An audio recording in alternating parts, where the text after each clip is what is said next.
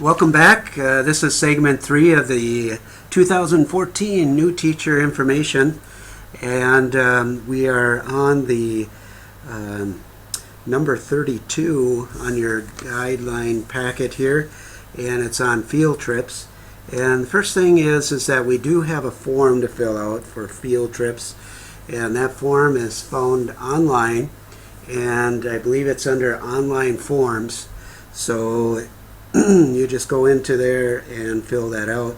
And one of the things that you should do is that you should first check with myself as far as date, time of day, number of students involved, and that type of thing before you fill out the form to see if it's even going to be approved, if it's something that's pretty significant. And then the form should be filled out at least 5 to 10 days before in advance, and that's weekdays in advance, so that we can get things out to teachers and that type of thing, and not sooner than 10, because then we are too far and teachers aren't going to be concerned about it if it's more than 10 weeks and then they forget about it. So this form, again, can be found on the web page, and that's where you can locate it. And then also you're responsible for their conduct, and that's getting ready to go on to the field trip. So when they're gathering to load onto the bus, when they're on the bus, when they go to the field trip itself, when they get back on the bus, and make sure that the bus is clean and that type of thing. When they come back in the school, and if it's before school's out, you got to make sure that they get back to class. So unfortunately, when I first came, there was this established culture that if they were gone on a field trip, and even if they came back an hour before, that they could just stand around for an hour, and that's not the case. They need to be back in their classes. So reviewing data privacy policy, I want to make sure that you do that.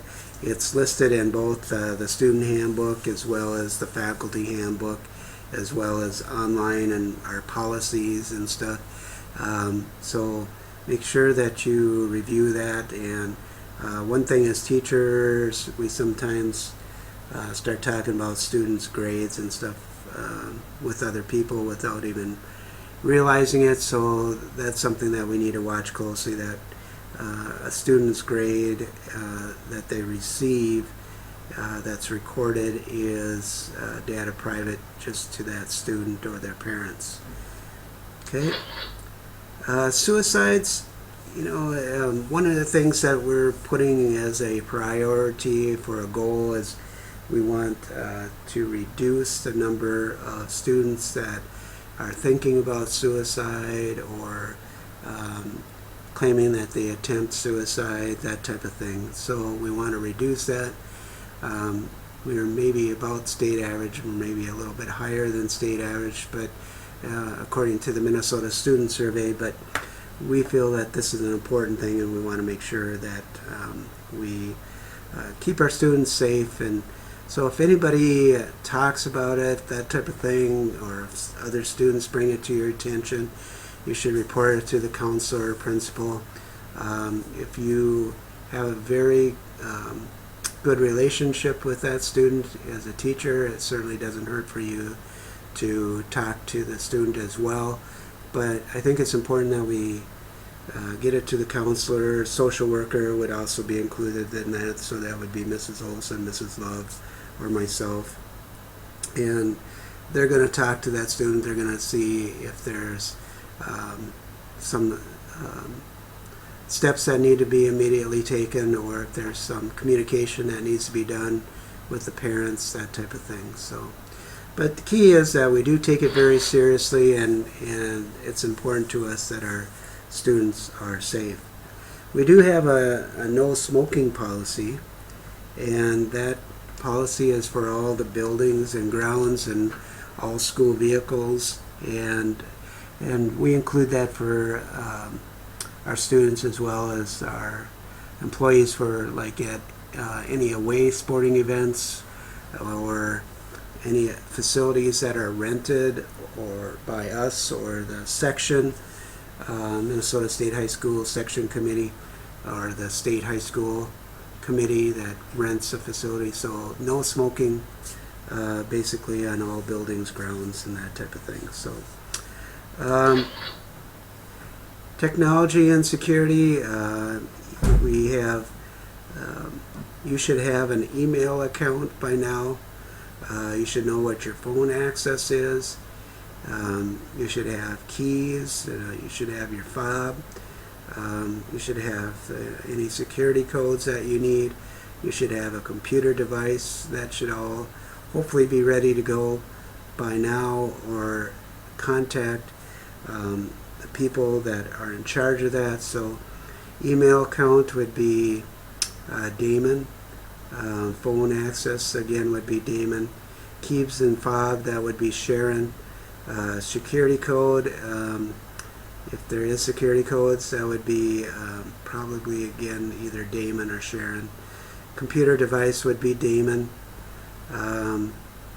Some of the other information might be either Sharon or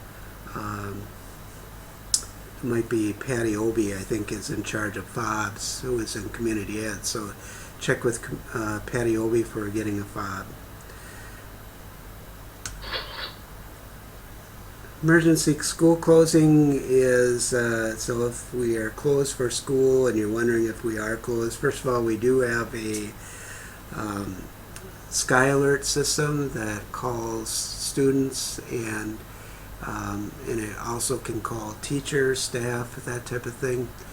But if you're looking at listening to either the TV or the radio station, the first two places that I contact is KTTC in Rochester, and that's the TV station, and KROC, which is a radio station in Rochester. So those are the first two places that I contact for notifying about school closing.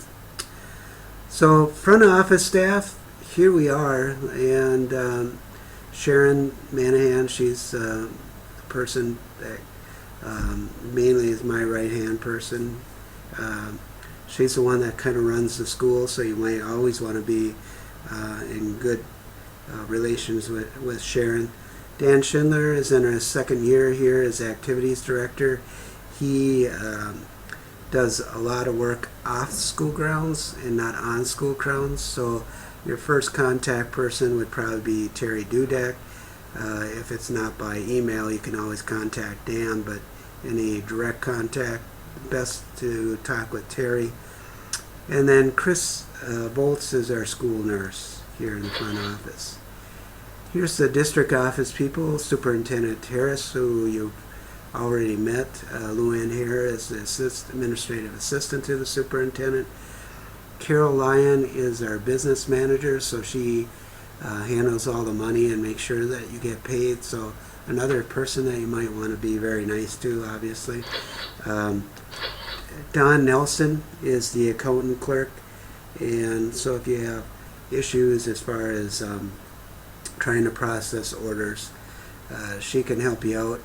And Barb Sass is another person that could probably help you out. She's also the one that, if Sharon can help you out with Skyward issues, Barb Sass is the next step to help you out with Skyward grading type issues.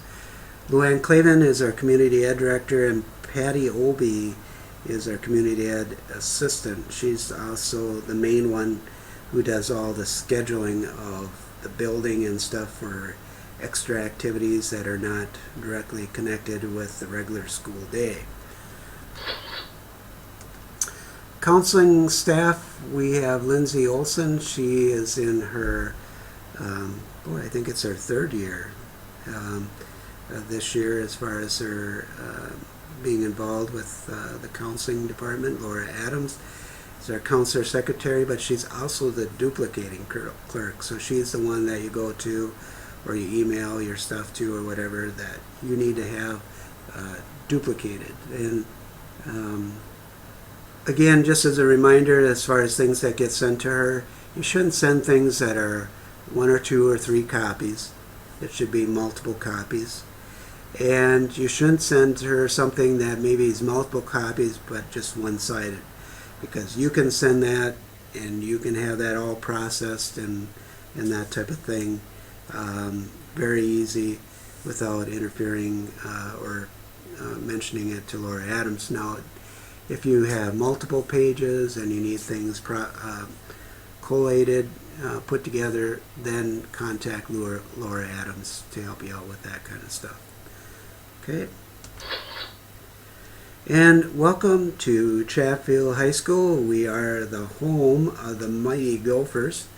We've had a great sports year last year, and we hope to have another great year this year. So not only with sports, but also with the academics. We had a great year. So hopefully we'll continue to have a lot of success, and our staff is a wonderful staff.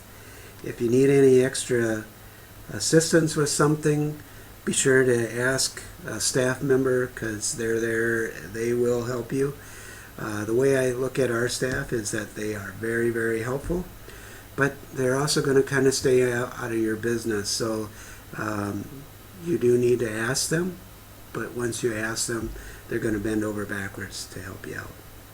All right, welcome to Chatfield High School and the home of the Mighty Gophers.